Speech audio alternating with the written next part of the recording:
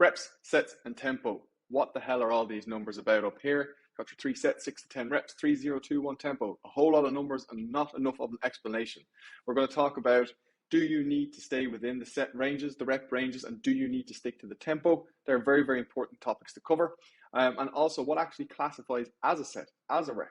Let's get stuck into it. So as you may or may not know by now, this is what your program looks like in terms of sets and reps and tempo and how it's laid out on the program. So you get 3 sets of 6 to 10 reps at a 3, 0, 2, 1 tempo. What does all that mean? Firstly, when you do, for example, bicep curls like this, you do 10 reps, they are your repetitions. When you take a break and go back in and then go in again for another set, that's your set.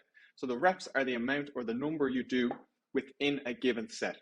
Most of your programs will probably be within 2 to 5 working sets, and the rep ranges may vary from 5 all the way up to 30 reps per set. That's great. We understand that. Once you understand that, it's pretty self-explanatory. Do you need to stick within your sets and your rep ranges? Absolutely.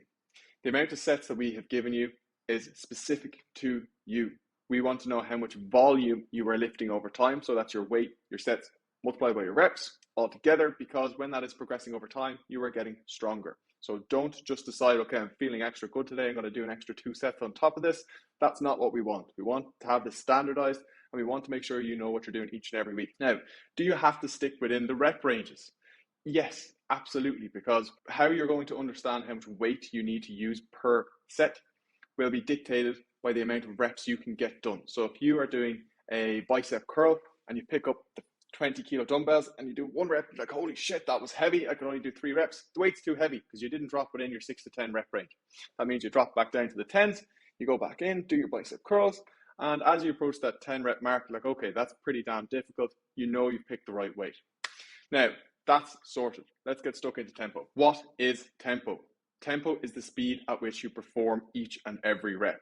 Is it significant? Absolutely. If you did a set of, we'll go bicep curls again. If you did a set of bicep curls in 10 seconds with 10 kilos, or you did a set of bicep curls over the course of a minute, nice and slow, with 10 kilos, do you honestly think you will get the same stimulus either way?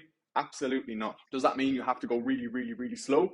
No, it doesn't. It just means that your reps need to be standardized. Every rep should look the same. Now, I'm going to go through a few examples of what tempo really is. I'm going to give you 3 different examples. The way it's laid out is 4 numbers back to back. So 3, 0, 2, 1. Here is the example.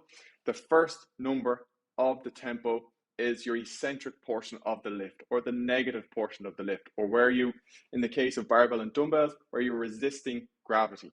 So you're not exerting, you're actually resisting it. Example 1, barbell squats with a 4, 2, 3, 1 tempo. What does that mean? So as we're at the top here, let's work our way down. So 4 seconds on the way down. 4, 3, 2, 1, 1, 2 seconds pause. 1, 2, 3 on the way up. 1 second at the top, and a 4, 3, 2, 1, 1, 2, 1, 2, 3. That's what a squat with a 4, 2, 3, 1 tempo would look like. I'm going to go back through that again. So 4, 3, 2, 1, 1, 2, 1, 2, 3. 1 second at the top. 4, 3, 2, 1, 1, 2 at the bottom.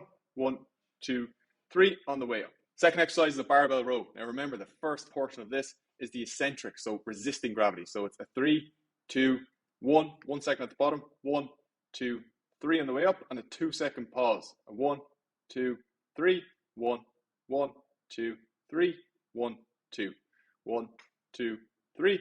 Hope that makes sense. So just remember, the first number on the tempo graph here is the lowering or the eccentric or resisting of gravity. Now, this is where things can get a little bit tricky, because we've just used 2 examples, which are barbells and dumbbells, and they're always going to be fighting gravity, which is, pushing us down. So if you only think about the eccentric or the lowering phase or the resisting of force phase, that's only going to apply to dumbbells. When you have a cable or you have a machine, it may be different. So the best way to think about this is the first number on that tempo chart is always you resisting the force. And you can imagine on a lat pull down here, you're exerting on the way down because you're pulling it towards you, and you're resisting the force on the way up, because if you just let that go, it will go flying up. You may injure yourself, you may come flying out of that seat, so you have to resist the force. So that resisting is actually the first number here. So if I just go and pull this weight down, don't think it's the first number because it's actually not, it's the third. So what we'll do for sake of ease, we'll wait until the bar is down at the chest and we'll start from the start here. So it's going to be a 1, 2, 3, 1 second at the top, 1, 2 down, 1, 2, pause, 1, 2, 3, 1 second at the top, 1, 2, 1, 2, 1, 2, 3, 1 second at the top, and away you go.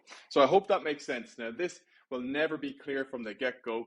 You're going to be doing plenty of lifting over the next while, so you'll figure it out very, very quickly. What I encourage you to do, first and foremost, is try to differentiate the eccentric and the concentric portion.